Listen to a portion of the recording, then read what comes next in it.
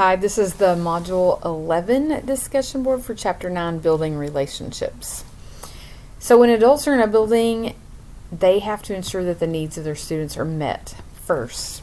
And that enables the students to begin to feel safe and secure. And the elements in this chapter talked about doing what it takes to make sure that our kids do feel safe and secure and cared for. Element 38, using verbal and nonverbal behaviors that indicate affection for students. This element involves building a rapport with students through active engagement in their lives.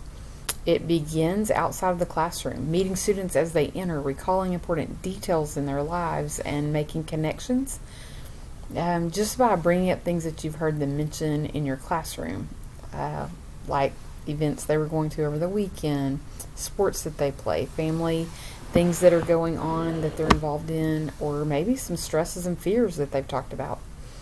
And it's just bringing those up casually as they're walking in the door, checking in on them, and making those connections. First, we have to do that. Then teachers can do a variety of things to continue building relationships as they are in the classroom. Making connections, pulling in the background knowledge and information that you have about them.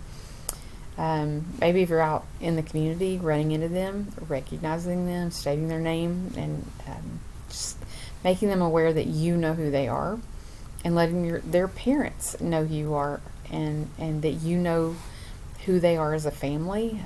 Introducing yourselves and just letting them know that you have a sense of care and concern for their student.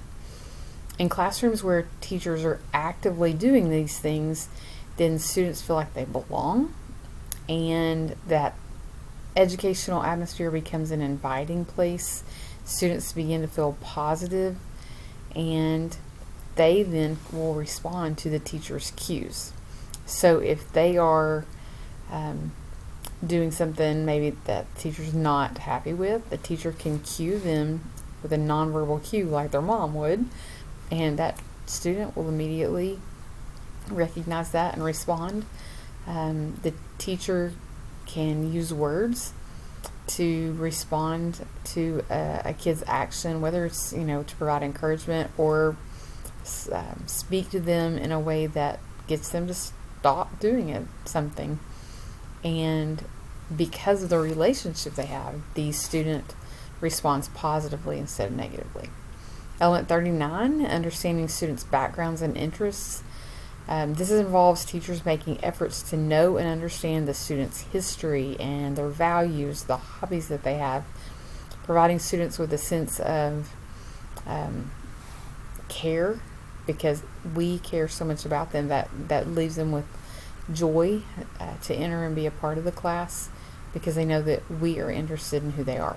A teacher may provide a class survey at the beginning of the year just to begin learning about a student, and just bringing up one thing that you know about them after you read those surveys helps to build that rapport. Reading social media posts that the school or community puts out excuse me, that may involve those students and something that they're actively participating in. Just saying, hey, I saw you, your sports picture, or that competitive event that you were in. I saw where you did that and it was posted. Good job. Those type teachings just show that you have an interest in them, and that helps to build rapport as well. Element 40, displaying objectivity and control. Teachers are faced with many dilemmas every day, and it's very easy to react irrationally, and so it's just important that I always say I try to think of the what ifs, and I think that's what this is referring to. Thinking ahead, planning ahead, considering what could happen so that you can be proactive and preventative instead of reactive and possibly overreact or react in a negative way. Teachers should consider how they might respond or react to certain occurrences, and try to have a corrective action in place that is appropriate and meaningful.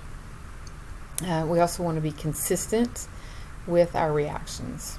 So the key thing with that is just being proactive, learning to stay calm, and let go of yesterday.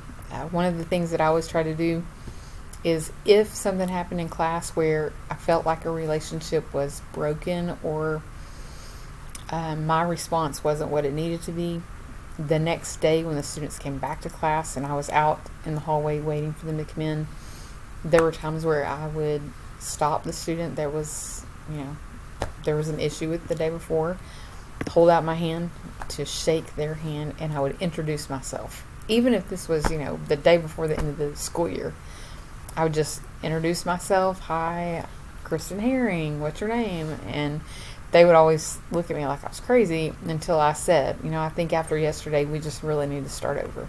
And they would come in and be willing to work on it, just because they felt like, okay, that's over, I can move on. So being willing to not hold grudges and to think, okay, it's a new day, we can move on, is important. Building relationships to build trust takes planning and thinking, but it is necessary for our students to feel comfortable in our classes. Students replicate what they see teachers do, and so treating them with care and respect is a choice teachers have, and they will in turn typically do the same for us. So that's just important, no matter our mood or feeling when we get up, to walk in the door and treat them with that respect that we expect. This could have a lasting impact on the students' lives and improve students' efforts, therefore raising achievement and completion of school, which is so important.